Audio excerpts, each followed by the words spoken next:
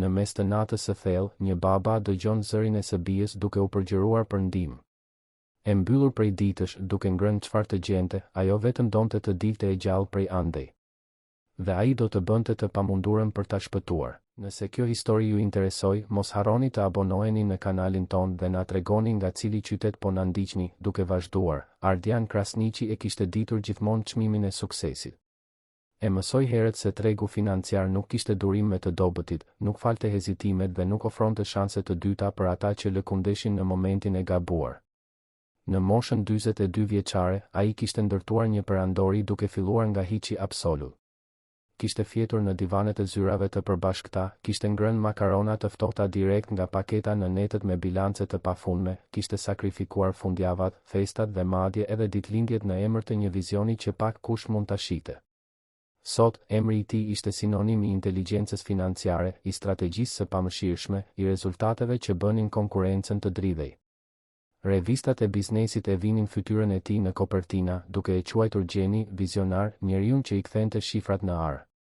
Por e vërteta, ajo që Ardiani e mbante në gjoks si një gur të ftohtë, ishte se ai nuk e njihte çmimin e vërtet të suksesit derisa kishte humbur atë që me të vërtet kishte rëndësi. Martesa me Marinën kishte filluar me premtime të sinqerta, me ëndra të përbashkëta nën qiellin me yje të një udhëtimi në thellë.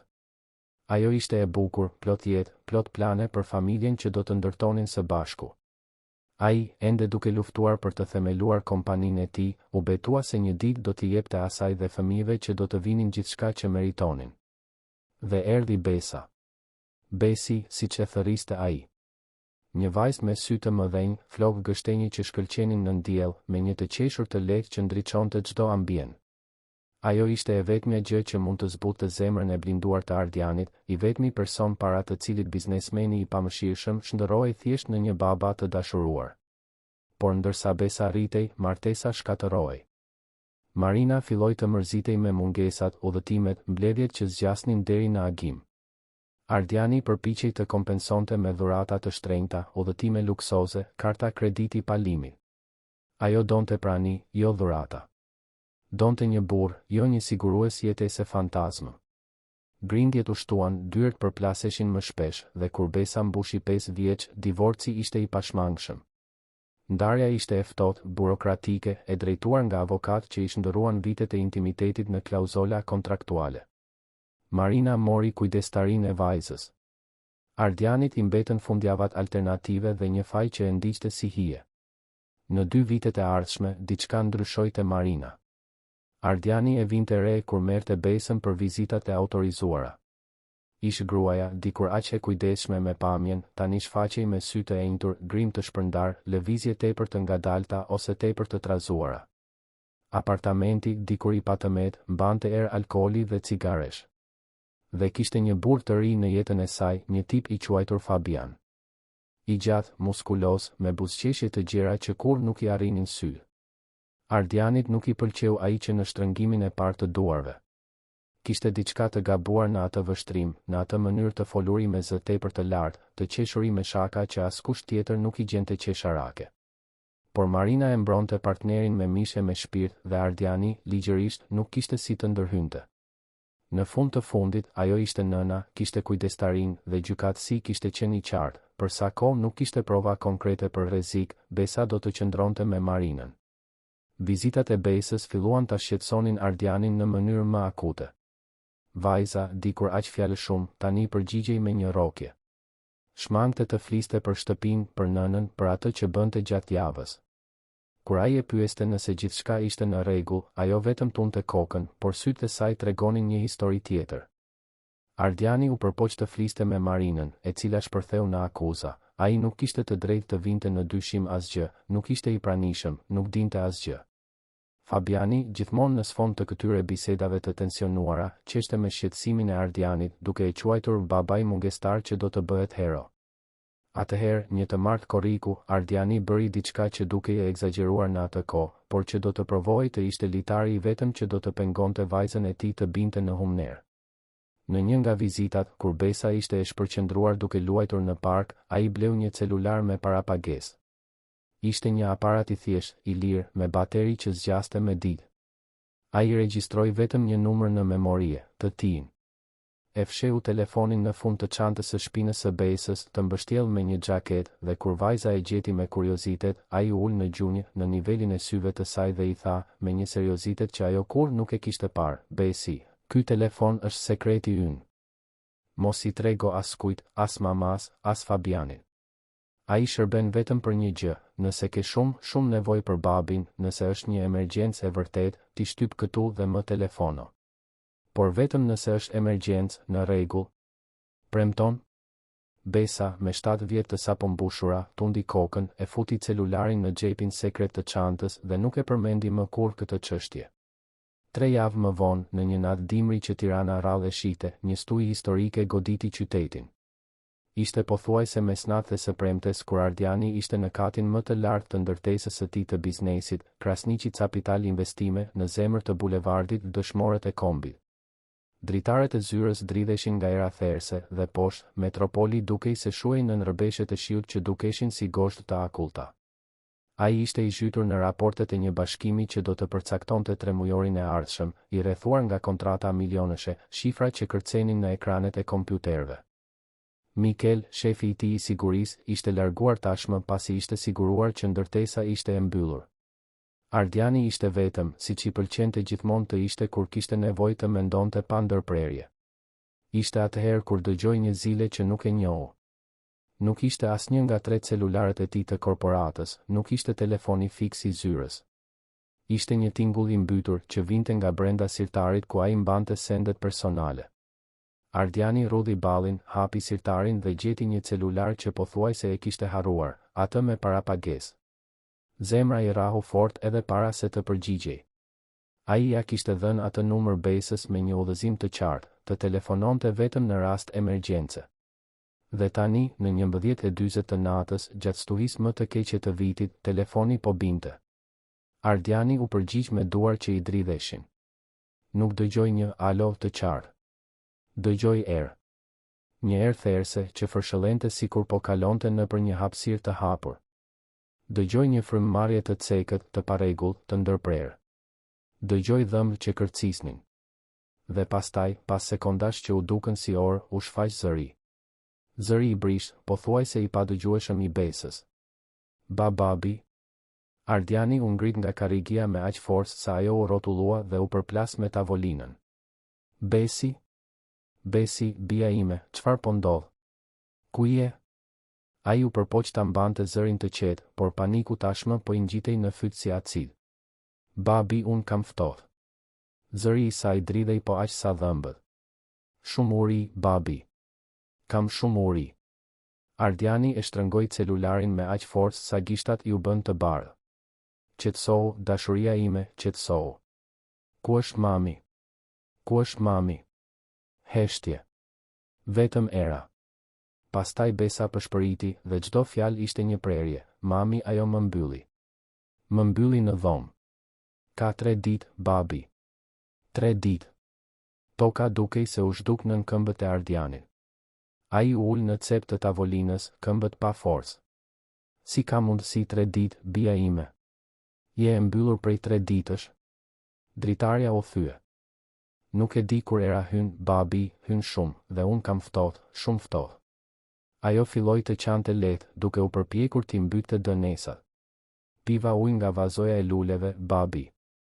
Dhe unë hëngra ushimin e Totos. Toto ishte qenushi që Marina kishte adoptuar muaj më parë. Ardiani i mbylli sytë me forcë. Vajza e tij, Besi i tij, po hante ushim qeni sepse ishte e uritur. Nuk ka gjë, dashuria ime, nuk ka asgjë të keqe. E rëndësishme është që më telefonove. Tani babi do të vijë të marrë, në rregull? Babi po vjen. Por atëherë u shfaq një tjetër zë. Një zë mashkullor, i trash, që bërtiste në distancë. Mbyll gojen. Nuk të thash të rish urtë? Ishte Fabiani. Ardiani dëgjoi hapa të rënd, dëgjoi Besën të mbytej nga frika. Besi, fshije telefonin. Fshije tani. Ajo duhet të ishte bindur, sepse zëri i Fabianit u bë më i afërt, por i mbytur, sikur celulari të ishte brenda një xhepi ose në një jastëk. Me kë po flisje? Përgjigju. Besa qante, thoshte se nuk po fliste me askënd, se thjesht po fliste me vete. Gënjeshtare. Fëmijë gënjeshtar. Dhe pastaj erdhi një zhurmë e thatë. Një shuplak. Ardiani dëgjoi goditjen, dëgjoi klithmën e mbytur të Sabies. Dhe thirrja u ndërpre. Heshtja që pushtoi zyren ishte ajo lloj heshtjeje që i paraprin tërmeteve. Ardiani qëndroi palvizur për saktësisht 3 sekonda, telefoni ende i ngjitur pas veshit, tingulli i asaj goditjeje që kumbonte në mendjen e tij si një bombë. Pastaj diçka brenda tij thjesht u thye. Ai nuk ishte më CEO i Krasniqi Capital. Nuk ishte më biznesmeni që llogariste rreziqet dhe merrte vendime racionale. Ai ishte thjesht një baba që sapo kishte dëgjuar vajzën e tij të goditej. Ardiani shtypi butonin e orës inteligjente duke aktivizuar thirrjen direkte për Mikelin. Mikel, ktheu këtu. Tani. Është emergjencë. Besa është në rrezik. Sill makinën e blinduar dhe më tako në garazh për 5 minuta.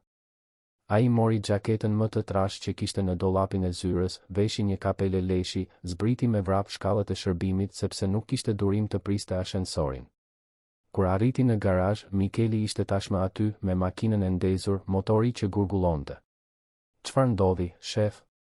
Ardiani hyri në sediljen e pasagjerit duke marrë frymë sikur të kishte vrapuar një maraton. Besa.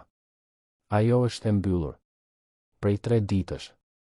Në shtëpinë e Marinës. Me dritare të thyer dhe ai maskaraj po e godet. Mikeli shtrëngoi timonin dhe i dha gaz. Atëherë le të shkojmë ta marrim. Shiu ishte aq i fortë sa fshirëset e xhamit mezi e përbalonin. Rrugët e Tiranës ishin të përmbytura, të shndërruara në lumenj të trazuar. Makina të braktisura bllokonin rrugët, pemë të rrëzuara detyronin devijime, por Mikeli ngiste me saktësinë e dikujt që njihte çdo cep të atij qyteti. Ardiani shikonte nga dritarja pa parë asgjë. Gjithçka që mund të shihte ishte fytyra e Besës, sytë e saj të mëdhenj, zëri i saj i vogël që kërkonte ndihmë. Shtëpia ndodhej në zonën e bllokut, në një kompleks rezidencial të klasës së mesme të lartë. Ardiani e kishte paguar atë pronë si pjesë e marrëveshjes së divorcit. Ishte një shtëpi e bukur, me kopsht, portë automatike, kangjella të larta. Kur arritën, porta ishte e mbyllur. Ardiani provoi interfonin. Askush nuk u përgjigj. Ai zbriti nga makina, u përpoq të detyronte kangjellat. Asgjë. Shikoi Mikelin. Thyeje. Mikeli hezitoi vetëm një sekondë. Do të ketë probleme, shef.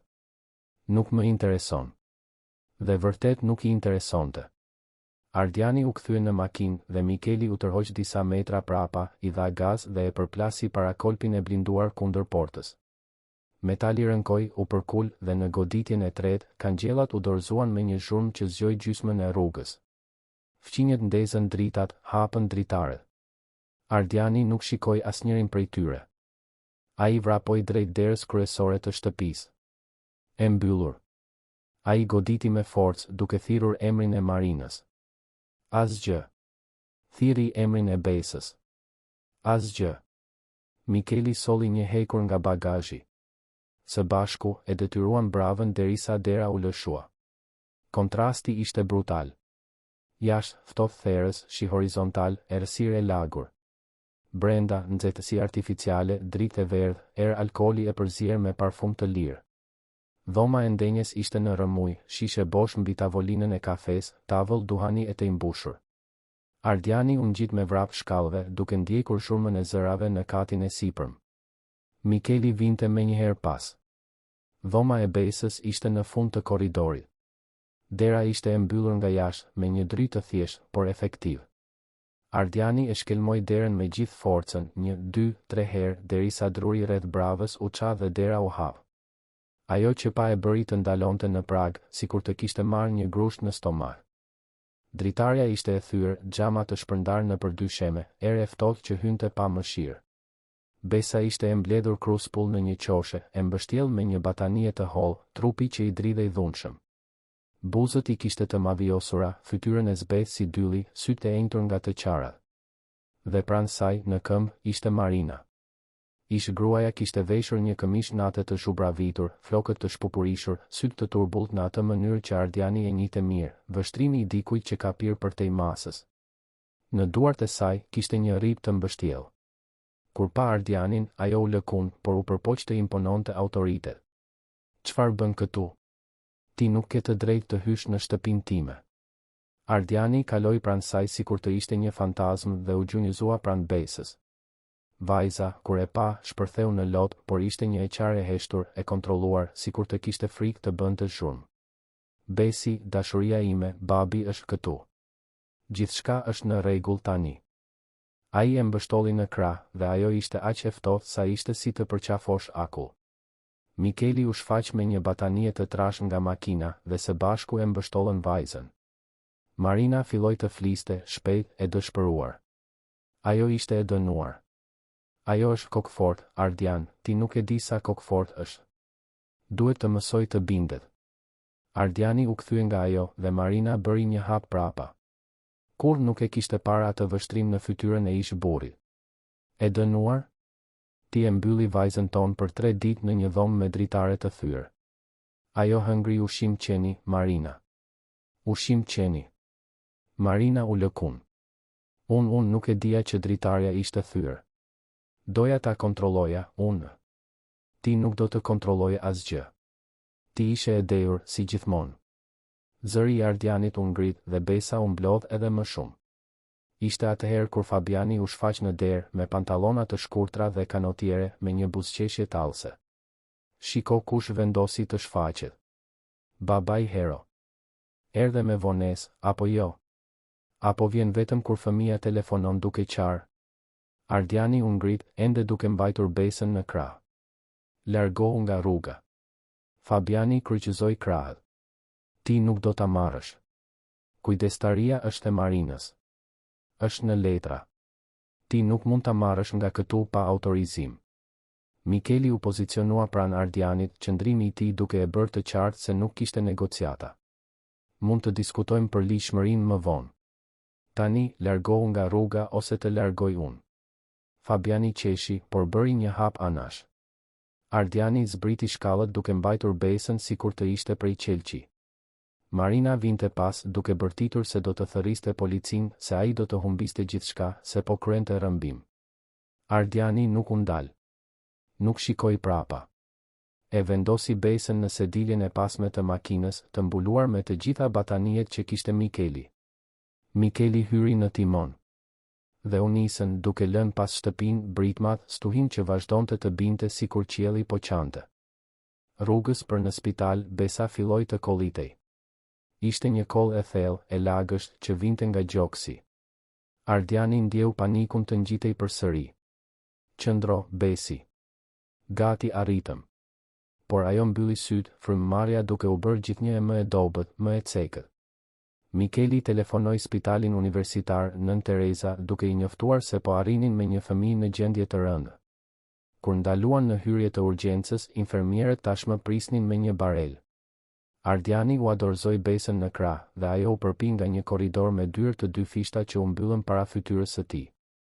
Një infermiere e ndaloi Ardianin para se ai të hynte në sallën e operacionit. "Zotëri, ju duhet të qëndroni këtu. Ne do të kujdesemi për të."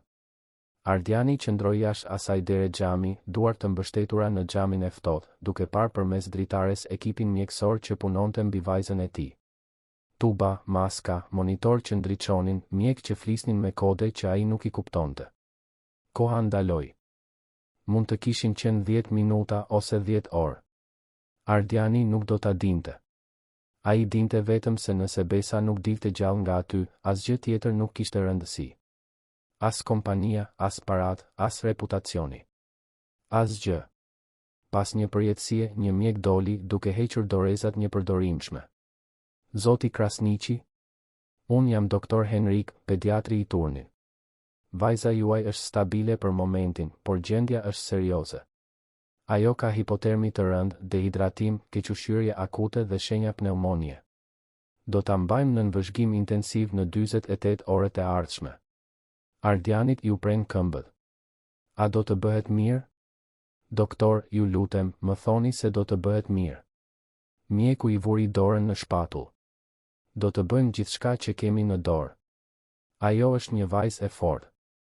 Por ju arritët në kohën e duhur.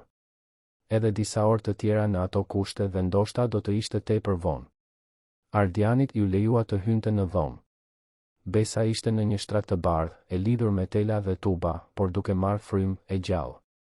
Ai tërhoqi një karrige, u ul pranë saj dhe I mbajti dorën e vogël të ftohtë. Dhe aty, në atë dhomë spitali të ndriçuar nga drita artificiale, ndërsa stuhia vazhdonte të ulërinte jashtë, Ardian Krasniqi bëri një premtim të heshtur. Ai kur më nuk do të lejonte që asgjë, absolutisht asgjë, të lëndonte vajzën e tij. Pa marrë parasysh koston. Pa marrë parasysh kush do t'i dilte përpara. Nga ai moment, ai nuk ishte më vetëm një biznesmen. Ai ishte një baba në luftë. Dhe ai nuk do të humbiste. 3 ditët e para në spital ishin një përzierje lehtësimi dhe tmerri. Besa doli nga rreziku I menjëhershëm, por trupi I saj mbante shenja që mjekët mund t'i lexonin si të lexonin një libër horrori. Brinjet e dala tregonin javë të tëra ushqyerje të papërshtatshme, jo vetëm 3 ditët e izolimit. Mavijosjet në trup tregonin histori rrëzimesh ose diçka më keq. Thonjt ishin të brejtur deri në gjak, shenje e ankthit kronik. Dhe syt, ata sy që dikur shkëlqenin nga kurioziteti fëmijëror, tani hidheshin të friksuar me çdo zhurmë dere që mbyllej, me çdo hije që kalonte në korridor. Ardiani nuk doli nga dhoma. Dërgoi Mikelin të merrte rroba të pastra, por nuk shkoi në shtëpi. Flitej në koltukun pranë shtratit, duke u zgjuar me çdo lëvizje të së-bijës, me çdo ndryshim në bipin e monitorëve. Mjekët I thoshin se duhej të pushonte, se nuk kishte kuptim të vriste veten nga lodhja. Por si mund të pushonte? Sa herë që mbyllte syt, dëgjonte zërin e besës që kërkonte ndihmë, dëgjonte zhurmën e shuplakës, ndjente trupin e saj të akullt në krah. Jo. Ai nuk do të largohej nga aty. Jo derisa të ishte absolutisht I sigurt se ajo ishte e sigurt. Ishte në ditën e dytë që u shfaq psikologjia e spitalit. Doktoresha Lulieta ishte një grua rreth të 50-tave, me flokë të thinjur të mbledhur në një topuz, syze me skelet të kuq dhe një mënyrë të butë të foluri që menjëherë qetësonte çdo përreth. Ajo trokiti lehtë në derën e dhomës, edhe pse ishte e hapur, dhe hyri me një buzëqeshje të butë. Mirëmëngjes. Ju duhet të jeni zoti Ardian, apo jo? Unë jam doktoresha Lulieta, psikologjia e ekipit pediatri. Erdha të bisedoj pak me ju. Ardiani u ngrit, I shtrëngoi dorën. Besi po fle. Ka kaluar gjithë natën zgjuar, me frikë të mbyll sy. Lulieta shikoi vajzën në shtrat, aq të vogël mes çarçafëve të bardhë dhe pshertiu. Fatkeqësisht, kjo është më e zakonshme se sa do të donim në raste traume. Mund të ulem? Ata biseduan me zë të ulët ndërsa Besa flinte. Ardiani I tregoi gjithçka, divorcin, ndryshimin në sjelljen e Marinës, praninë e Fabianit, shenjat që ai duhet t'i kishte vënë re më parë por I injoroi sepse besonte te drejtësia, te letrat, te sistemi. Lulieta dëgjonte pa e ndërprer, vetëm duke tundur kokën her pas here. Kur ai mbaroi, ajo mori frymë thellë. Zoti Ardian, ajo që ka përjetuar Besa nuk ishte vetëm neglizhencë. Ishte abuzim psikologjik dhe fizik. Të mbyllësh një fëmijë për ditë të tëra, ta privosh nga ushqimi dhe siguria, ta ekspozosh ndaj të ftohtit ekstrem, kjo shkakton dëme të thella. Ajo do të ketë nevojë për ndjekje. Dhe ju gjithashtu. Ardiani rudhi ballin. Unë? Doktoresh, unë nuk jam problemi këtu. E di. Por ju sapo zbuluat se vajza juaj ka vuajtur tmerre ndërsa ju ishit kilometra larg. Kjo gjeneron faj, zemërim, një përzierje emocionesh që mund të pengojë shërimin e saj nëse nuk menaxhohet mirë. Ardiani do të përgjigjej kur Besa filloi të lëvizte. Ajo u zgjua e trembur, duke parë përreth me panik, derisa sytë e saj takuan baban. Babi? Je akoma këtu? Zëri I dilte I ngjirur, I lodhur. Ardiani shkoi te shtrati, I mbajti dorën. Sigurisht që jam këtu. Nuk do të largohem, Besi. Premtoj. Ajo shikoi Lulietën me dyshim. Psikologjia buzëqeshi. Përshëndetje, Besa. Emri im është Lulieta. Erdha këtu vetëm për të biseduar pak me ty në rregull? Besa shikoi baban, sikur të kërkonte leje. Ai tundi kokën. Në rregull. Doktoresha Luljeta është e mirë. Biseda filloi thjesht. Luljeta e pyeti për ngjyrat e preferuara, filmat vizatimor, ushqimet e preferuara. Besa përgjigjej me zë të ulët, por përgjigjej. Pak nga pak, Luljeta ju afrua temës së vështirë. Besa, e di pse je në spital? Vajza shikoi duart e saj. Sepse I telefonova babit. Nuk duhej të telefonoja. Mami do të mërzitet shumë. Ardianit ju bë një lëmsh në fyt. Besi, ti bëre gjën e duhur që telefonove. Ti nuk bëre asgjë gabim. Besa filloi të qante lehtë. Por Fabiani tha se unë jam një fëmijë gënjeshtar, se askush nuk do të më besonte. Ai tha se nëse I tregoja diçka dikujt, ai do të bënte gjëra të këqija. Luljeta shkëmbeu një vështrim të shpejt me Ardianin. Besa, Fabiani nuk është këtu. Dhe askush këtu nuk do ta lërë atë të bëj asgjë. Ti je e sigurt. Mund të më tregosh çfarë të duash. Dhe Besa tregoi. Mes dënesash dhe heshtjesh, ajo tregoi. Tregoi se nëna filloi të dilte shumë, duke e lënë vetëm me Fabianin. Tregoi se Fabiani bërtiste për çdo gjë, se thyente gjëra kur nervozohej. Tregoi se një herë ajo derdhi lëng në dysheme dhe u mbyll në dhomën e errët për një natë të tërë si dënim. Tregoi se filloi të kishte frikë të hante sepse nëse hante shumë, ishte grykësi, nëse hante pak, ishte mospërfillje. Tregoi se mësoi të ishte e padukshme, të ecte pa bërë zhurmë, të mos kërkonte asgjë për të mos bezdisur. Dhe tregoi se javën e kaluar, pasi ju përgjigj në një mënyrë që Fabiani e konsideroi mos respektuese, ai e mbylli në dhomë dhe I tha se do ta linte aty derisa të mësonte të kishte respekt. Nëna ishte duke fjetur, e dehur në divan dhe nuk bëri asgjë. Çdo fjalë ishte një thik në gjoksin e Ardianit.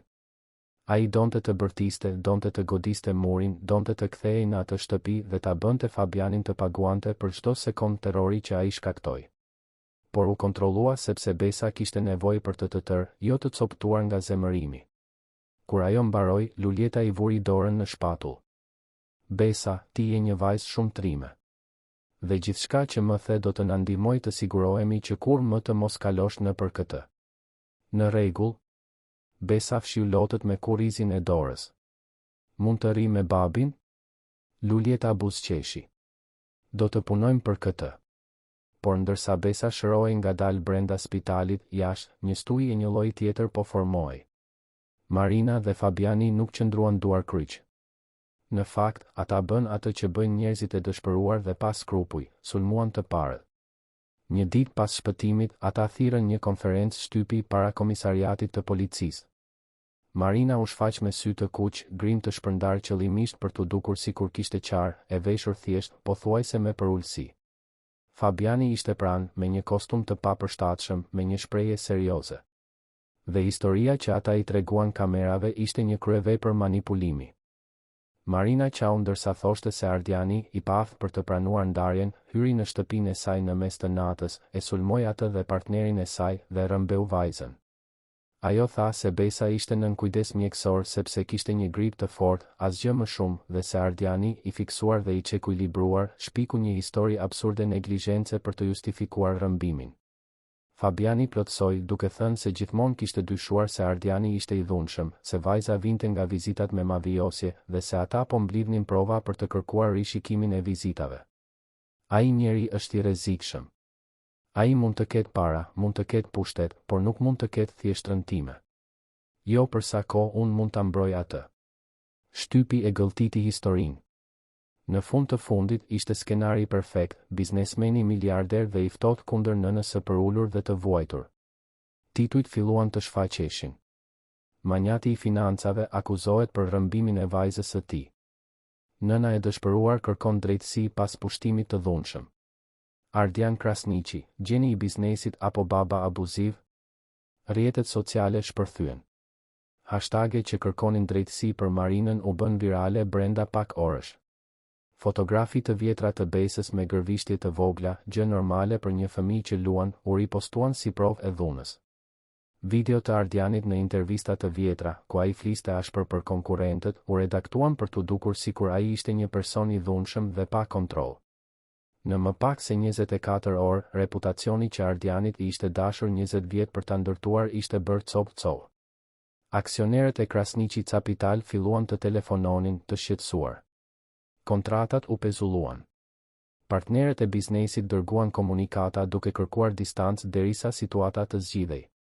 Aksionet e kompanisë ranë në bursë. Dhe më e keqja, gjykatësi që merrej me çështjen e kujdestarisë, i presionuar nga opinioni publik dhe nga vërtetësia e dukshme e historisë së Marinës, nënshkroi një urdhër paraprak. Ardiani do të hetojë dhe Besa duhej t'i kthehej nënës brenda 72 orëve, përveç se nëse ai paraqiste prova konkrete se fëmia ishte në rrezik real. Kur avokati i Ardianit, Gëzim Hoxha, u shfaq në spital me njoftimin, biznesmeni thjesht shikoi letrën dhe tha, "Jo." Gëzimi, një burr 60 vjeçar që kishte parë gjithçka në 40 vjet avokati, pshertiu. Ardian, e kuptoj revoltën tënde, por nëse nuk e zbaton këtë urdhër, do të arrestohesh për mosbindje. Dhe atëherë nuk do të mund të mbrosh askën. Ardiani e hodhi letrën në tavolinë. Gëzim, unë nxora vajzën time nga një dhomë ku ajo ishte prej 3 ditësh pa ushqim, me dritare të thyer, duke u goditur nga një abuzues. Dhe tani më thonë se duhet ta kthej atje? Pse? Sepse ajo grua dhe ai maskaradim të qajnë para kamerave? Gëzimi u ul në karrigen pranë. E di. Por në gjykat, emocionet nuk fitojnë çështje. Provat fitojnë çështje. Dhe ata ndërtuan një narrativ para teje. Ti ke 72 orë për ta dekonstruktuar këtë narrativ me fakte, dokumente, dëshmitar. Përndryshe, ti humbet kujdestarin, ndoshta humbet lirin dhe më keq, humbet çdo shans për ta mbrojtur vërtet Besën. Ardiani mori frym thellë, duke u përpjekur të kontrollonte furinë që i vlonte brenda. Atëherë më thuaj çfarë duhet të bëj. Gëzimi hapi dosjen që kishte sjell. Së pari, na duhen ekzaminime mjekësore të plota. Çdo lëndim, çdo shenjë neglizhence, gjithçka e dokumentuar dhe e nënshkruar nga mjekët e spitalit. Së dyti, na duhen dëshmitar. Dikush që ka parë çfarë ndodhte në atë shtëpi. Së treti, prova fizike. Dhoma ku ajo u mbyll, dritarja e thyer, gjithçka që mund të mbështesë versionin tënd. Dhe së fundi, na duhet diçka që ata nuk e presin. Një aset që do të kthejë lojën. Ishte atëherë kur Mikeli hyri në dhomë. Ai kishte një USB në dorë dhe një shprehje që Ardiani e njihte mirë, ishte shprehja e dikujt që ka gjetur ar. Shef, duhet ta shohësh këtë. Ai e lidhi USB-n me laptopin që kishte sjell Gëzimi dhe hapi një skedar video. Imazhi ishte i lëkundur, i regjistruar me celular, por mjaftueshëm i qartë. Ishte një regjistrim sigurie i shtëpisë në blok, nga kamerat e jashtme që Ardiani i kishte instaluar vite më parë dhe që, me sa duket, Marina kur nuk i kishte fikur. Imazhet tregonin javët e fundit. Tregonin Marinën duke dalë në agim, duke u lëkundur e dehur, duke u mbajtur për t'u futur në shtëpi nga Fabiani. Tregonin Fabianin duke i bërtitur Besës në kopsht, vajza e mbledhur kruspull, duke u përpjekur të mbrojej. Tregonin momentin kur dritarja e dhomës së saj u thye nga një gur që Fabiani e hodhi gjatë një grindjeje, dhe askush nuk e rregulloi. Ardiani shikoi gjithçka në heshtje. Kur videoja mbaroi, ai shikoi Mikelin. Si arrite këtë? Mikeli buzëqeshi lehtë. Unë i instalova këto kamera, e mban mend? Kam akses në distancë. Hyra në sistem, shkarkova gjithçka. A është e lishme? Ndoshta jo plotësisht. Por a është e vërtet? Po. Gëzimi rregulloi syzet. Kjo mund të kontestohet në gjykat, por është një fillim. Na duhet më shumë. Dhe ishte aty ku Ardianit ju kujtua. Zonja Tefta. Gëzimi rudhi ballin. Kush? Tefta Martini. Ajo ishte dado e Besës për 4 vjet që kur Besi lindi deri pak pas divorcit. Marina e pushoi nga puna, tha se nuk kishte më nevojë për ndihmë. Por Tefta e adhuronte Besën. Nëse dikush di diçka, është ajo. Mikeli tashmë po shtypte në celular. Gjeta adresën e saj. Në La Prag. Do që të shkoj unë atje? Ardiani tundi kokën. Do të shkoj bashkë me ty, por para se të largohej nga spitali, ai hyri në dhomën e Besës. Vajza ishte zgjuar, duke parë filma vizatimor në tabletin që një infermiere e sjellshme i kishte dhënë hua. Kur pa baban, ajo buzëqeshi. Ishte një buzëqeshje e vogël, e brisht, por ishte një buzëqeshje. Babi, ku po shkon? Ardiani u ul në cep të shtratit. Do të zgjidh disa gjëra, Besi. Por do të kthehem. Premtoj se do të kthehem. Ajo i mbajti dorën. Ti nuk do të më lësh të shkoj me mamin, apo jo? Të lutem, babi. Zëri i dilte i ullët, i tmerruar. Ardiani i puthi ballin. Do të bëj gjithçka që kam në dorë për të mbrojtur. Gjithçka. Më beson? Besa tundi kokën. Të besoj. Shtëpia e zonjës Tefta ishte e thjeshtë, një ndërtesë e ngushtë në një rrugë të qetë të Laprakës. Ardiani i raziles dhe derën e hapi një zonjë e shkurtër, rreth të 60-tave, me flokë krejtësisht të bardhë të mbledhur në një topuz, me një përparse të lidhur në bel. Kur pa Ardianin, sytë e saj u zgjeruan. Zoti Ardian? O Zot, jeni mirë? Ardiani kuptoi se duhej të dukej tmerrshëm. Me mjekër të paruar, sy të thelluar nga lodhja, rroba të zhubravitura. Zonja Tefta, duhet të flas me ju. Bëhet fjalë për Besën. Fytyra e zonjës u mbyll. Për Besën? Çfarë ka ndodhur me vajzën time? Mund të hyj? Të ulur në dhomën e vogël por komode, Ardiani i tregoi gjithçka. Me çdo zbulim, zonja Tefta vinte duart në fytyrë, lëshonte pasthirma tmerri. Kur ai mbaroi, ajo po qante hapur. E dija që diçka nuk shkonte. Pasi zonja Marina më pushoi, u përpoqja të telefonoja disa herë për të pyetur për Besin, por askush nuk përgjigjej. Një herë kalova para shtëpisë vetëm për të parë nëse mund ta shija vajzën nga porta dhe ai burri, Fabiani, më pa dhe erdhi drejt meje duke bërtitur, duke thënë se nëse shfaqesha përsëri ai do të më denonconte për përndjekje. Ardiani u përkul përpara. Zonja Tefta, a keni parë diçka kur punonit ende atje? Çdo gjë që mund të ndihmoj? Zonja hezitoi, duke përdredhur duart në prehër. Pastaj u ngrit dhe shkoi te një komodinë e vjetër në cep të dhomës. Nga brenda një sirtari, ajo nxori një kornizë fotografie. Ishte një foto e Besës foshnjë, duke qeshur në prerin e zonjës Tefta. Por kur ajo e ktheu kornizën nga pas, Ardiani pa se kishte diçka të ngjitur aty, një kartë memorie të vogël, nga ato të aparateve fotografik, e ngjitur me shirit ngjitës.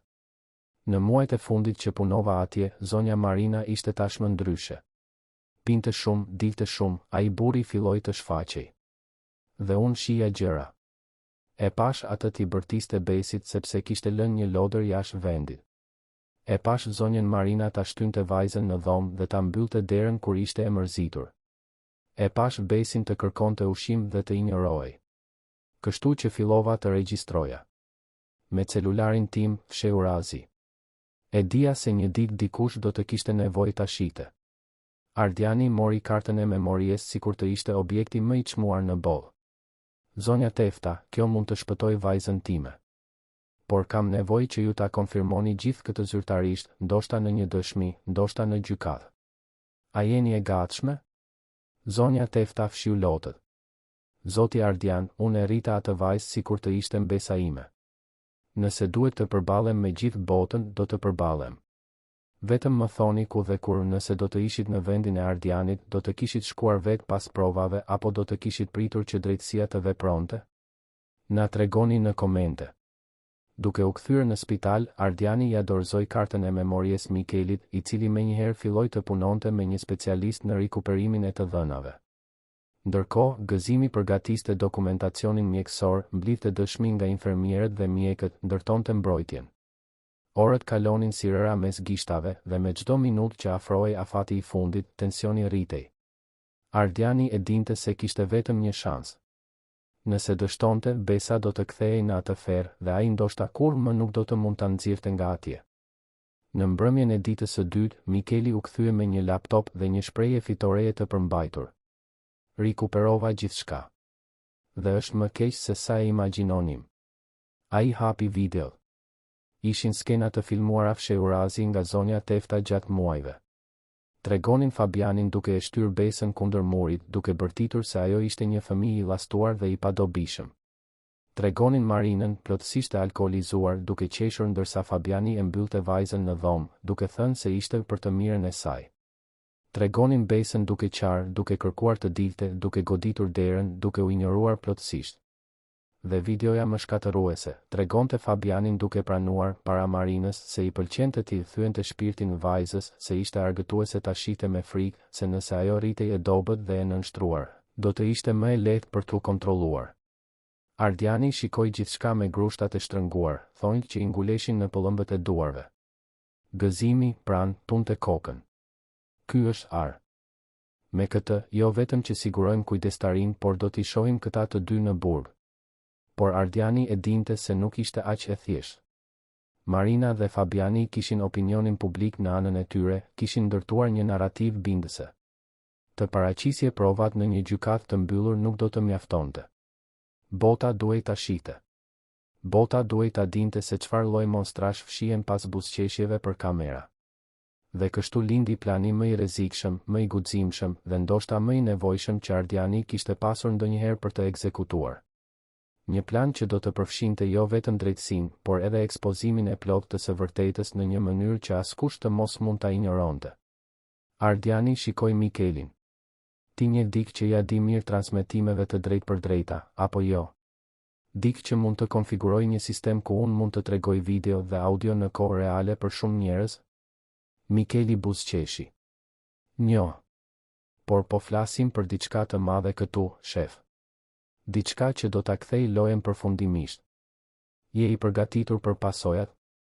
Ardiani shikoi nga dritarja e spitalit drejt qytetit të ndriçuar jashtë, drejt botës që gjykonte pa i ditur faktet.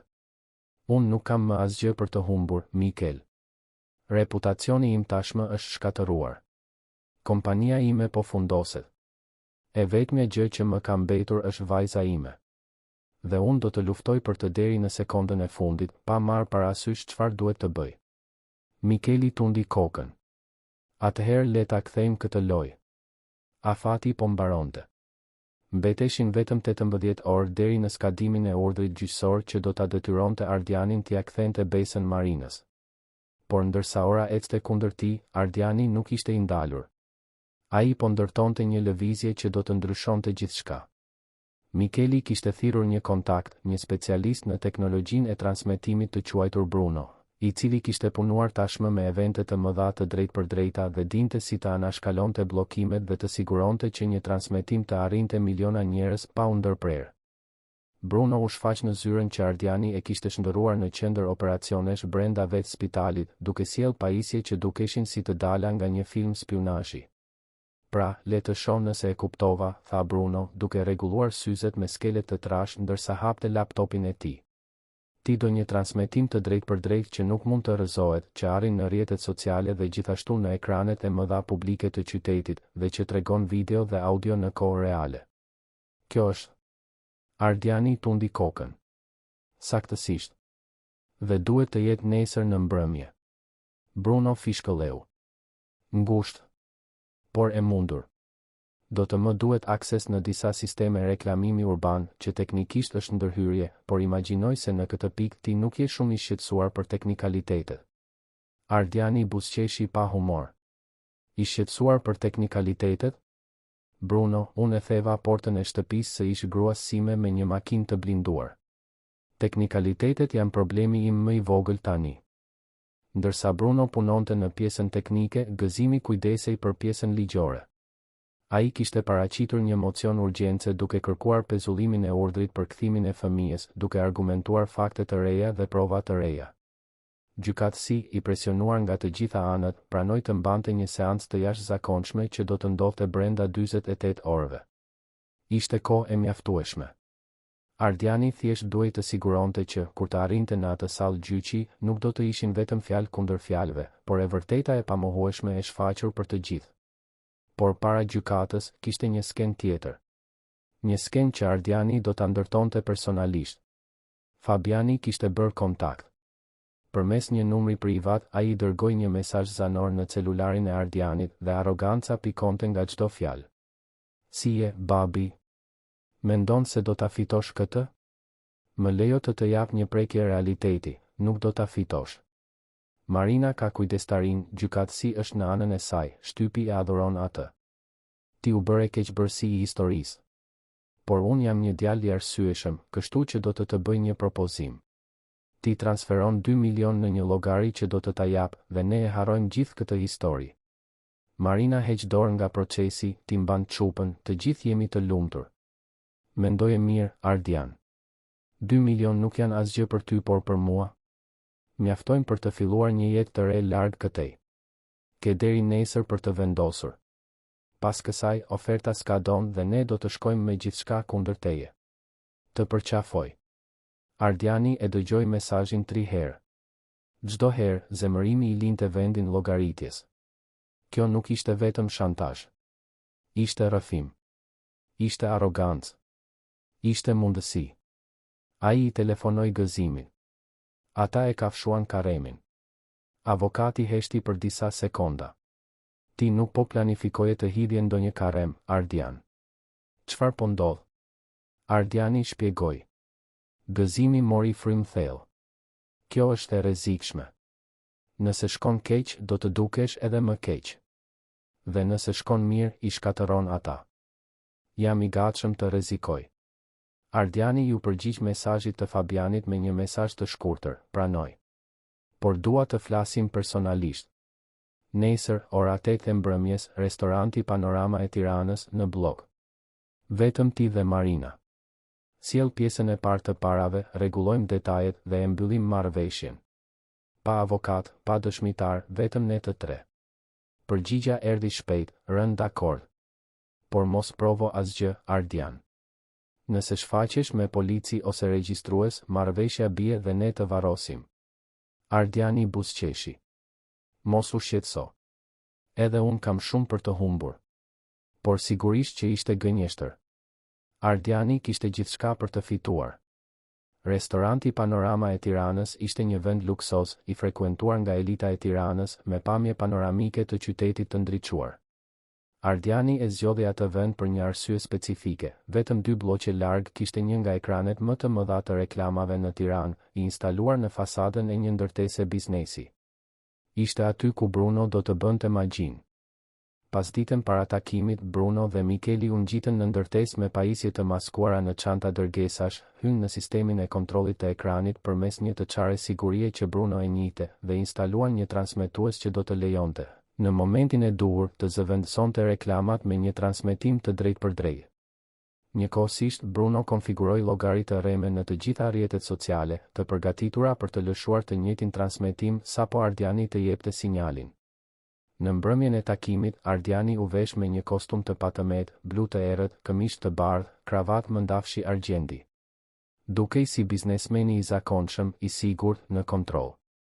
Por kishte një detaj që askush nuk do ta shihte, e kapur në kravatë, e padukshme me sy të lirë, ishte një mikrokamerë sa koka e një gjilpëre, e lidhur me bluetooth me një pajisje në xhepin e brendshëm të xhaketës. Gjithçka që kamera do të kapte do të transmetohej në kohë reale në sistemin e Brunos. Mikeli ishte i pozicionuar në një makinë në rrugë, duke monitoruar gjithçka. Bruno ishte në apartamentin e një miku, me akses në të gjitha sistemet. Dhe gëzimi ishte në zyrë, duke përgatitur dokumentet për gjykatën e ditës tjetër, në rast se plani dështonte. Ardiani arriti në restorant në 7:45. Kërkoi një tavolinë diskrete në cep, por me ndriçim të mirë. Kërkoi ujë, refuzoi menun. Priti. Në 8:10, Marina dhe Fabiani arritën. Ajo ishte ndryshe. Grim i rënd, fustan i ngushtë, taka të larta, një version glamuros i vetes që kontrastonte brutalisht me gruan e përlotur dhe të thjeshtë të intervistave. Fabiani, pranë saj, kishte veshur një kostum të lirë, por vinte me gjoksin e fryrë, sikur të ishte pronari i vendit. Ata u ulën përballë Ardianit. Asnjë përshëndetje. Vetëm vështrime vlerësuese. Fabiani shkoi direkt në temë.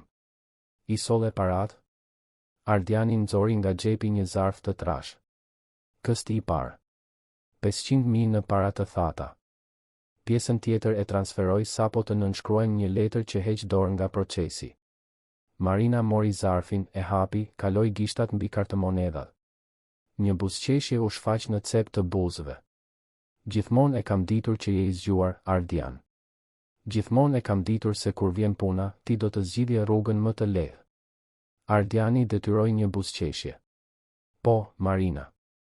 Mësova se ndonjëherë është më mirë të paguash për të pasur paqe. Por para se ta mbyllim këtë, dua të sigurohem që jemi kuptuar. Ju merrni parat, dilni nga jeta e Besës dhe nuk shfaqeni më kurrë. Korrekt? Fabiani u mbështet në karrige, mori gotën e uiskit që kishte porositur dhe piu një glënjë të gjallë. Shiko, Ardian, do të jemi sinqert me ty Marina, këtu kur nuk ka dashur shumë të jetë nën. Besa ishte më shumë një aksident se sa një zgjedhje, apo jo, dashuri? Marina ngriti supet. Është e vërtetë. Mendova se do të ishte ndryshe, se do ta ndjeja atë lidhjen, e di? Por nuk e ndjeva. Vajza është një barë. Kërkon punë, ankohet, gjithmonë do vëmendje. Po të mos ishte për pensionin ushqimor që ti paguan, unë tashmë do ta kisha dërguar në një konvikt ose te nëna jote. Ardiani shtrëngoi gishtat rreth gotës së ujit. Pra ju po më thoni se e mbajtët kujdestarinë e saj vetëm për shkak të parave? Fabiani qeshi. Sigurisht. Pse mendon se do ta duronim atë qaramanen? Për dashuri amtare? Të lutem. Por pastaj ti vendose të bëhesh hero, hyre në shtëpi, more vajzën. Ne duhet ta kthenim situatën dhe mënyra më e mirë për ta bërë këtë ishte që ti të bëhesh e keqbërësi. Ishte madje e lehtë. Një qarje këtu, një foto atje dhe ja, opinioni publik në anën tonë. Marina plotësoi, zëri i saj i trash si e dikujt që kishte pirë para se të arrinte. Dhe funksionoi. Ti u bëre përbindëshi. Ne u bëm viktima. Ishte argëtuese, në fakt të shija ty, Ardian Krasniqin e plotfuqishëm, duke u përpëlitur si një peshk jashtë ujit. Ardiani mori frym thellë. Po funksiononte. Ata po ekspozonin veten, duke thënë gjithçka që ai duhej të dëgjonte. Por i duhej më shumë. I duhej që ata të rrëfenin atë që me të vërtet kishte rëndësi. Po dhoma. Ta mbyllje Besën në atë mënyrë, ta lije të kishte ftohtë, uri? Kjo ishte pjesë e edukimit. Fabiani u përkul përpara, sytë i shkëlqenin me një ligësi që as nuk përpiqej ta fshite. Ajo vajzë duhej të mësonte respektin. Fëmiji i llastuar, i mësuar të kishte gjithçka. Unë thjesht i mësova asaj se bota nuk rrotullohet rreth saj. Të mbyllësh në dhomë, ta lësh pa darkë, këto gjëra funksionojnë. Ajo ndaloi së përgjigjuri, ndaloi së ankuari. U bë e urtë, ashtu siç doja unë. Ardiani ndjeu të përzierën t'i ngjitej në fy. Ti e ke goditur. Nuk ishte një pyetje. Ishte një pohim. Fabiani ngriti supet. Disa shpulla këtu e atje. Asgjë e madhe. Fëmia që nuk rrihet bëhet kriminal. Unë po i bëja një favor. Por ti, me manin tënde të supermbrojtjes, nuk e kupton këtë. Marina qeshi, një e qeshur e lartë, e pakëndshme. Ardian, ti je patetik. Gjithmonë ke qenë. Duke menduar separat zgjidhin gjithçka, se mund ta blesh vajzën tënde përsëri. Por e vërteta është se ti kur nuk ishe atje. Unë isha. Dhe nëse unë zgjodha ta lë Fabianin ta edukoj atë në mënyrën e tij, është problemi im, jo yti. Ishte mjaft. Ardiani preku diskretisht butonin e vogël të fshehur në anë të kravatës, duke aktivizuar transmetimin. Në makinë, Mikeli pa ekranin e tabletit të ndizej. Në apartament, Bruno pa sinjalin të arrinte. Brenda sekondash, imazhi dhe audioja e asaj tavoline në restorantin Panorama e Tiranës po transmetoheshin drejt për drejt. Ekrani gjigant që sekonda më parë tregonte një reklam makine, u drodh, ndryshoi dhe papritur shfaqi skenën e restorantit. Kalimtarët në rrugë ndaluan, duke parë lart. Çfarë dreqin është kjo? Pyeti dikush. Të tjerë morën celularet, filluan të filmonin. Në rrjetet sociale, llogaritë e përgatitura nga Bruno filluan të shpërndanin linkun e transmetimit. Live, e vërteta për rastin Besa Krasniqi. Brenda pak minutash, qindra njerëz po shikonin. Në 10 minuta, mira. Në 15, dhjetëra mira. Transmetimi u përhap si zjarri në kash. Grupe WhatsApp, storie Instagrami, postime në Twitter, postime në Facebook, gjithçka e përmbytur me atë video. Dhe ajo që njerëzit po shihnin dhe dëgjonin ishte shkatëruese. Po shihnin Marinën të pranonte se kur nuk e donte vajzën, se vajza ishte një barë. Po dëgjonin Fabianin të rrëfente se e mbylli, e goditi, e poshtëroi Besën. po shikonin në kohë reale rrëfimin e dy monstrave që kishin manipuluar opinionin publik. Në restorant, Ardiani vazhdonte bisedën duke I mbajtur ata duke folur. Po sikur të mos kisha ardhur ta merrja besën atë natë. Çfarë do të kishte ndodhur? Fabiani piu një tjetër gllënjë whisky. Ajo ndoshta do të kishte qëndruar edhe disa ditë atje. Derisa të mësonte mësimin. Ose derisa ne të mërziteshim dhe të hapnim derën. S'ka rëndësi. Marina qeshi përsëri. E di çfarë është qesharake, Ardian? Ti mendon se e shpëtove. Por ne do ta lironim gjithsesi. Vetëm po e mësonim. Ti e egzagjerove si gjithmonë. Ardiani ndjeu një qetësi të ftohtë ta pushtonte. Ju jeni monstra. E dini këtë? Fabiani ngriti gotën sikur të bënte një dolli. Monstra që po bëhen 2 milion më të pasur. Kështu që ja vlen. Por atëherë Marina vuri re diçka të çuditshme. Njerëzit në restorant po I shikonin. Jo vështrime diskrete. Vështrime shoku, tmerri. Disa njerëz mbanin celularët drejtuar nga tavolina e tyre. Një kamerier kaloi me nxitim duke I pëshpëritur menaxherit. Menaxheri shikoi tavolinën e Ardianit me një shprehje që përziente frikë dhe zemërim. Marina rrudhi ballin. Ardian, çfarë po ndodh? Ardiani u mbështet në karrige, buzëqeshja më në fund e vërtetë. Ajo që po ndodh, Marina, është se I gjithë qyteti sapo dëgjoi gjithçka që thatë në 15 minutat e fundit. Fytyra e Fabianit humbi ngjyrën. Për çfarë po flet?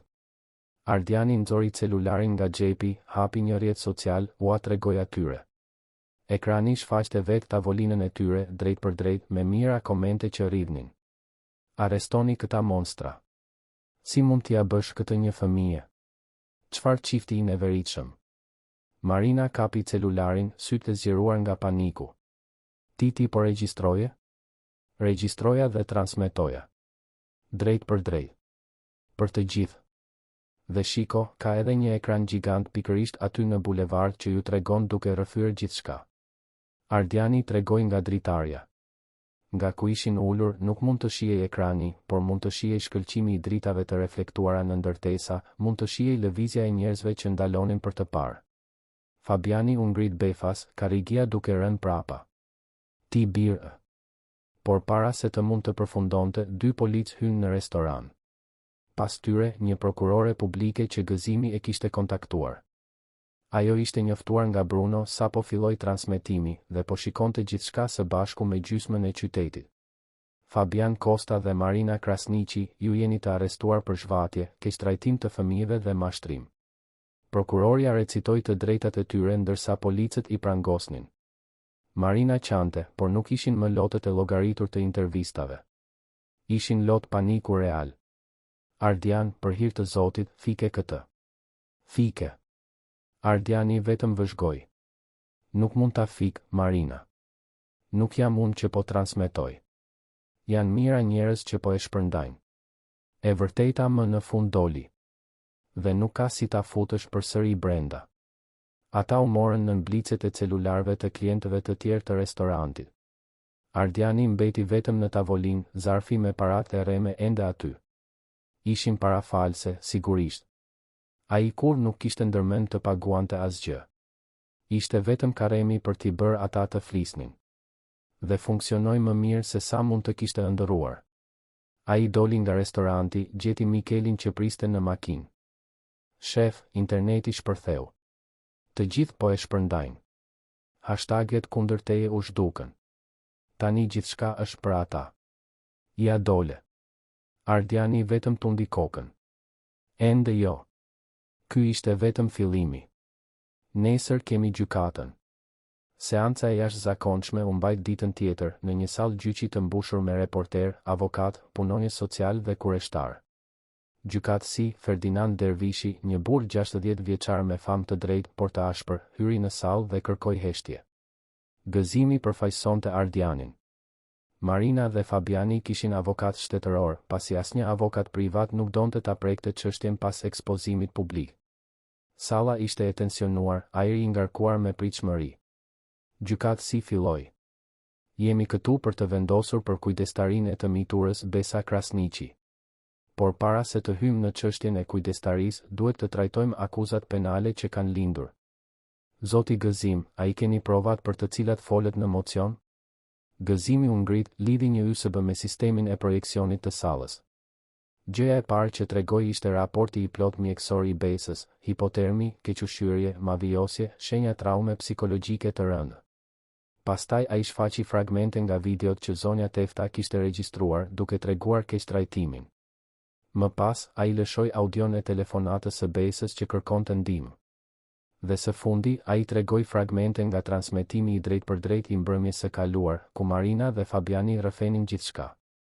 Me çdo provë, heshtja në sallë bëhej më e rëndë. Disa njerëz qanin. Të tjerë vetëm tunnin kokën, të pabesuar. Kur gëzimi mbaroi, gjykatësi shikoi Marinën dhe Fabianin me një shprehje neverie të thellë.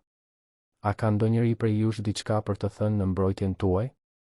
Avokati I Marinës u përpoq të argumentonte se ajo ishte në ndikimin e alkoolit, se ishte manipuluar nga Fabiani, se meritonte një shans të dytë. Avokati I Fabianit u përpoq të pretendonte se ai thjesht po edukonte fëmijën, se metodat ishin të diskutueshme por jo kriminale.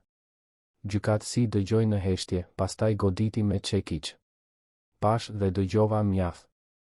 Marina Krasniqi, juve ju hiqet e drejta prindërore mbi Besën. Kujdestaria e plot dhe e përhershme I jepet Ardian Krasniqit. Përveç kësaj, ju dhe zoti Fabian Kosta do të përgjigjeni penalisht për të gjitha krimet e kryera kundër të miturës. Ju ndalohet t'i afroheni fëmijës më pak se 500 metra. Seanca mbyllet. Ardiani ndjeu këmbët t'i dridheshin nga lehtësimi. Ai kishte fituar. Besa ishte e shpëtuar. Jashtë gjykatës, reporterët donin intervista, donin deklarata. Ardiani thjesht tha, dua vetëm ta çoj vajzën time në shtëpi. Dhe pikërisht këtë bëri. 3 ditë pas seancës, Ardiani nënshkroi letrat që zyrtarizonin dorëheqjen e tij si CEO I Krasniqi Capital Investime. Lajmi shkaktoi bujë në tregun financiar, tituj që vinin në dyshim nëse biznesmeni ishte emocionalisht I tronditur, nëse po bënte një gabim. Por Ardianit nuk I interesonte. Për herë të parë në 20 vjet, ai po merrte një vendim që nuk kishte të bënte me fitime, aksione apo rritje. Kishte të bënte me atë që me të vërtet kishte rëndësi, vajzën e tij. Ai emëroi Mikelin si drejtor tranzicioni, la udhëzime të qarta për ekipin, shiti një pjesë të madhe të aksioneve të tij dhe thjesht u largua. Nuk shikoi prapa. Besa doli nga spitali një javë pas gjyqit. Ajo ishte ende e brisht, fizikisht dhe emocionalisht, por mjekët thanë se me kujdes, dashuri dhe kohë, ajo do të shërohej plotësisht. Doktoresha Lulieta I dha udhëzime specifike Ardianit, ambient I qëndrueshëm, rutinë e parashikueshme, terapi e rregullt dhe mbi të gjitha, durim. Besa do të ketë rikthime, shpjegoi ajo. Do të ketë net të këqija, makthe, momente frike iracionale. Kjo është normale pas traumës që ka jetuar. Mos u përpiqni ta nxitoni shërimin. Thjesht jini të pranishëm. Ardiani premtoi se do të ishte. Por ai e dinte se nuk mund ta bënte këtë vetëm. Dhe ishte për këtë arsye që ditën kur mori Besën nga spitali, ai ndaloi së pari në shtëpinë në La Prah. Zonja Tefta hapi derën dhe kur pa Besën aty, syt ju mbushën me lodh. Vajza, kur pa Dadon e vjetër, vrapoi dhe ju hodh në krah. Gjyshe Tefta. Më mori malli aq shumë. Zonja Tefta e përqafoi vajzën sikur të ishte gjëja më e çmuar në botë, duke I ledhatuar flokët, duke I përshpëritur fjalë ngushëllimi. Ardiani vëzhgoi atë skenë dhe e dinte se kishte bërë zgjedhjen e duhur. Zonja Tefta, e di që është shumë për të kërkuar, por kam nevojë për ndihmë. Po e çoj Besin në një vend të ri, larg Tiranës, ku mund të fillojmë nga e para. Dhe do të doja shumë që ju të vinit me ne. Jo si punonjëse. Si familje. Zonja Tefta e shikoi, e habitur. Zoti Ardian, unë. Ju lutem, e ndërpreu Ardiani. Besa ka nevojë për ju. Dhe unë gjithashtu. Zonja fshiu lotët, shikoi Besën që ishte ende e ngjitur pas saj dhe buzëqeshi. Kur nisemi, Ardiani buzëqeshi gjithashtu. Nesër. Shtëpia ndodhej në Sarand, rreth 4 orë me makinë nga kryeqyteti. Ardiani e kishte bler vite më parë si investim, por kur nuk e kishte përdorur. Ishte një ndërtesë e thjesht druri, 2 dhoma gjumi, sallon i madh, kuzhinë e integruar, verandë me xham përballë detit. Asgjë luksoze, asgjë e bujshme. Vetëm një vend pa qeje. Kishte një kopsht të vogël prapa, një garë të ulët, një portë të vogël të bardhë që kur nuk mbyllej, dhe zhurmën e vazhdueshme të valve që përplaseshin në rër. Ishte e kundërta e plotë e apartamentit të ftohtë dhe luksos ku Besa kishte jetuar me nënën, dhe e zyrës me xhama në maj të bulevardit ku Ardiani kishte kaluar aq shumë vite. Kur arritën, ishte tashmë pasdite vonë. Dielli perëndonte në horizont duke e ngjyrosur qiellin me portokalli, rozë dhe vjollës. Besa zbriti nga makina ngadalë duke parë përreth me sy të zgjeruar. Ajo kur nuk e kishte parë detin me të vërtet, vetëm në foto. Babi, kjo është e vërtet? Ardiani i mori dorën. Është e vërtet, Besi. Dhe është e jona. Shtëpia jone e re. Zonja Tefta tashmë po nxirrte valixhet nga bagazhi, por ndaloi kur pa shprehjen e vajzës. Ishte një përzierje mrekullie dhe frike. Mrekulli për bukurinë e vendit, frikë se kjo mund t'i hiqej në çdo moment. Ditët e para ishin të përshtatjes. Ardiani dhe zonja Tefta punuan së bashku për ta bërë shtëpinë të ngrohtë. Blen mobilje të thjeshta por të rehatshme, varën perde të lehta që lejonin dritën e diellit të hynte, mbushën kuzhinën me ushqim të vërtet, jo ato vakte të gatshme të restoranteve të shtrenjta, por oriz, fasule, pul, perime. Gjëra që zonja Tefta dinte t'i gatuante dhe që e mbushnin shtëpinë me aroma që të kujtonin shtëpinë. Dhoma e Besës u dekorua me kujdes. Mure të lyrë me të verdh të çelet, shtrat me çarçaf me lule, rafte me libra dhe disa lodra të reja. Por pjesa më e rëndësishme ishte ndriçimi. Ardiani instaloi drita të vogla LED rreth tavanit, duke krijuar një efekt qielli me yje. La një abazhur në komodinë që do të qëndronte gjithmonë i ndezur gjatë natës. Dhe vendosi një dimmer në mënyrë që Besa të mund të kontrollonte intensitetin e dritës, duke mos mbetur kur në errësirë të plotë. Por edhe me gjithë kujdesin, netët ishin të vështira. Besa zgjoi duke bërtitur, duke thënë se ishte e mbyllur, se askush nuk do të vinte ta merrte. Ardiani vraponte në dhomë, ndiste të gjitha dritat, e merrte vajzën në krah dhe përsëriste, gjithmonë të njëjtat fjalë, ti je e sigurt. Askush nuk do të mbyll. Babi është këtu. Gjithmonë do të jetë. Disa herë, ajo qetësoi brenda pak minutash. Herë të tjera, duheshin orë. Ardiani kur nuk tregonte padurim. Kur nuk pëshertinte nga lodhja. Thjesht qëndronte aty duke mbajtur vajzën, duke e lënë të dinte se nuk ishte vetëm. Zonja Tefta ishte thelbësore në këtë proces. Ajo kishte një durim të pafund dhe një aftësi për të shndërruar momentet e vështira në mundësi shërimi. Kur Besa refuzonte ushqimin nga frika se nuk do të kishte më pas, zonja Tefta nuk e detyronte. Ajo thjesht thoshte, në rregull, dashuria ime.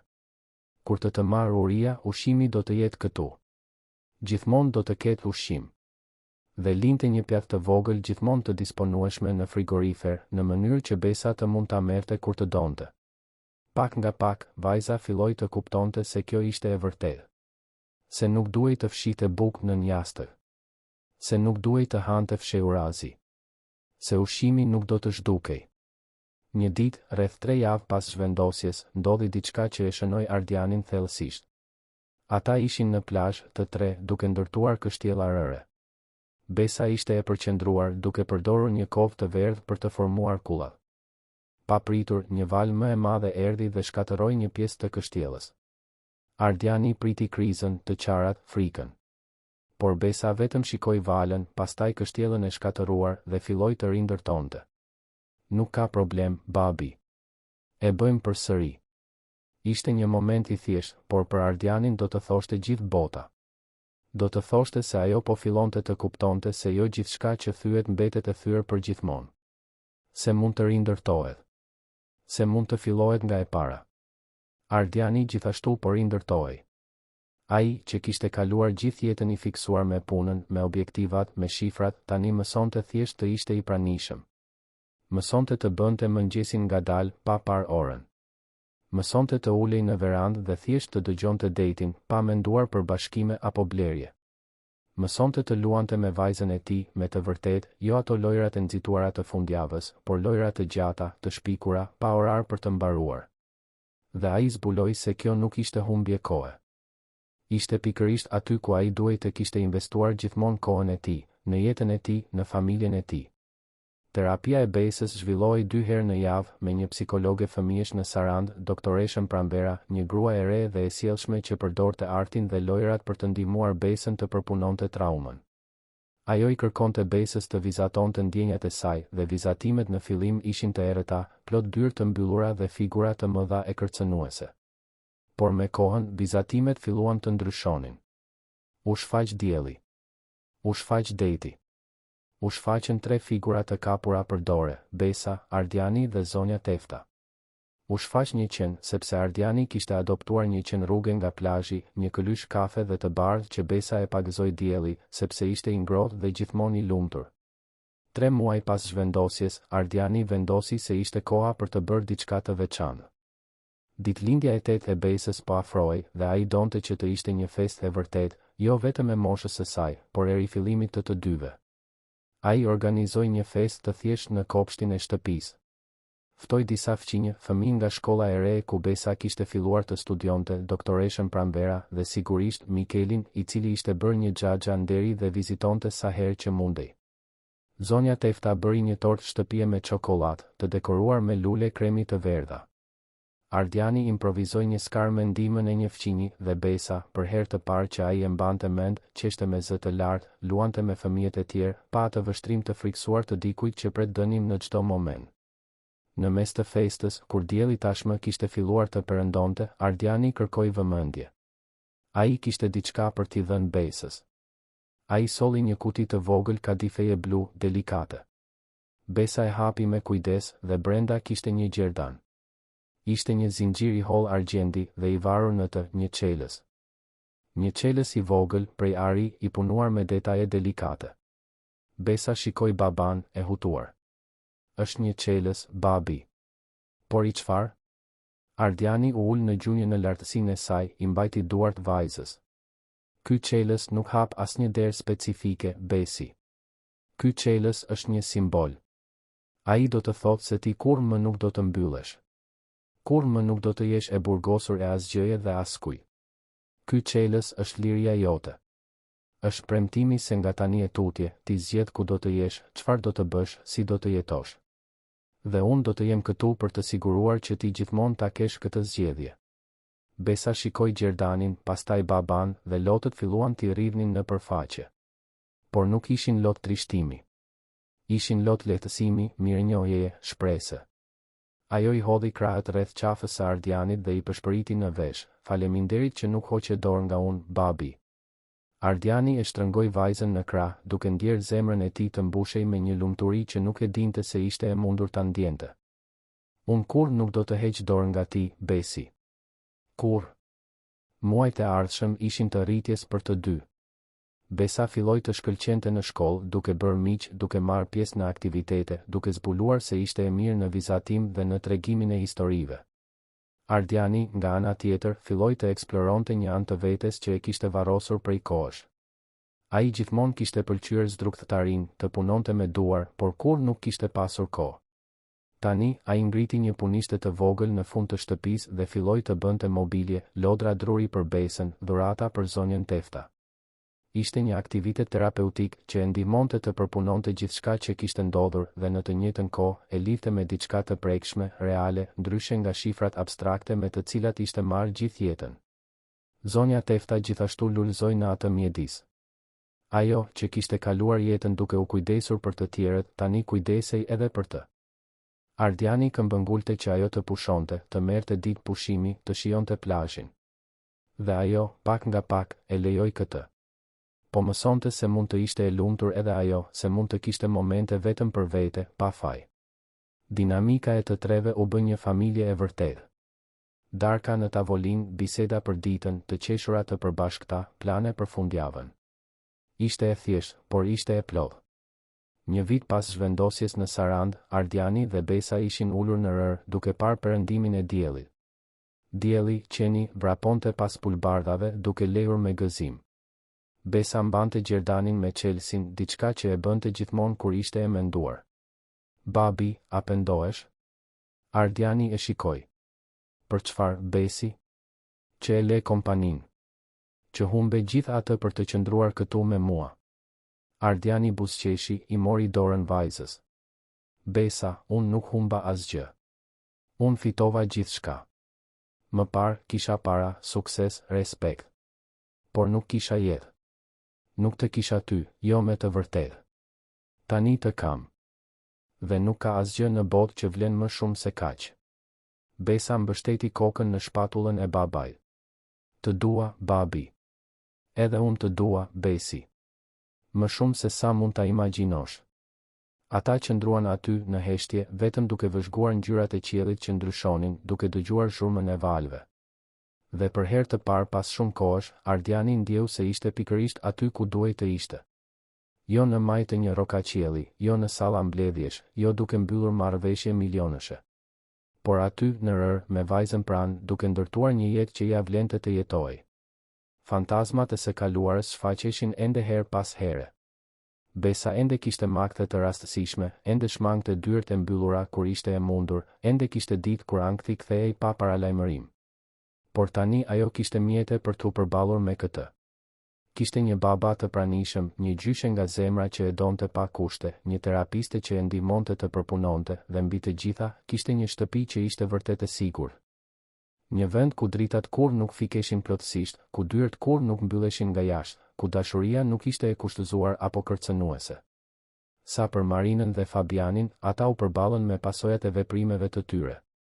Marina u dënua për neglizhencë dhe keqtrajtim, përveç humbjes përfundimtare të çdo të drejtë mbi Besën. Fabiani mori një dënim më të rëndë për dhunë dhe zhvatje. Ardiani nuk ndjeu kënaqësi me këtë. Nuk ndjeu hakmarrje të plotësuar. Vetëm ndjeu se drejtësia, edhe pse e vonuar, ishte vënë në vend. Dhe më e rëndësishmja, ndjeu se Besa ishte e mbrojtur, se ata njerëz kur më nuk mund ta lëndonin.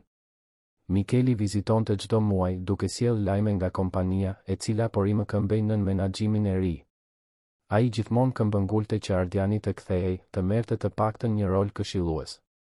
Por Ardiani gjithmonë refuzonte me një buzëqeshje. Ai kapitull i jetës sime ka mbaruar, Mikel. Kam një të ri tani. Dhe ky i ri është shumë më i mirë. Mikeli kuptonte. Në fakt, ai madje e kishte pak zili. Të shite transformimin e Ardianit, të shite lumturinë e vërtet në fytyrën e tij, e bënte Mikelin të vinte në dyshim prioritetet e tij.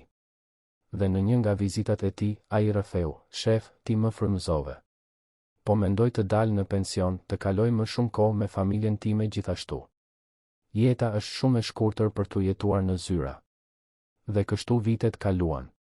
Besa u rrit, u bë një adoleshente kreative, inteligjente, me ëndra të saj. Ajo kur nuk e harroi atë që kaloi, por nuk e la atë ta përcaktonte. Përdori historinë e saj për të ndihmuar fëmijët e tjerë, filloi të bënte punë vullnetare në strehimore, vizatonte dhe pikturonte tablo që i shiste për të mbledhur fonde për institucionet e mbrojtjes së fëmijëve. Ardiani e vëzhgonte me një krenari që nuk i zinte gjoksi. Ajo vajzë që ai e shpëtoi nga një dhomë e ftohtë dhe e errët ishte bërë një drik për njerëzit e tjerë. Ishte bërë pikërisht ajo që emri i saj do të thoshte, Besa, ajo që sjell besim dhe dritë. Një natë, tashmë me Besën 15 vjeç, ajo dhe Ardiani ishin në verandë, siç bënin shpesh. Ajo po studionte për një provim dhe ai po lexonte një libër, diçka që kishte filluar ta bënte më shumë pasi la botën e korporatave. Besa mbylli fletoren dhe shikoi baban. "Babi, e di që kur nuk të kam falënderuar siç duhet, apo jo?" Ardiani ngriti syt nga libri. "Të falenderosh për çfarë?" "Që më shpëtove. Që rrezikove gjithçka. Që zgjodhe të qëndroje." Ardiani e la librin mënjan, e shikoi vajzën me seriozitet. "Besi, unë nuk të shpëtova sepse jam një hero.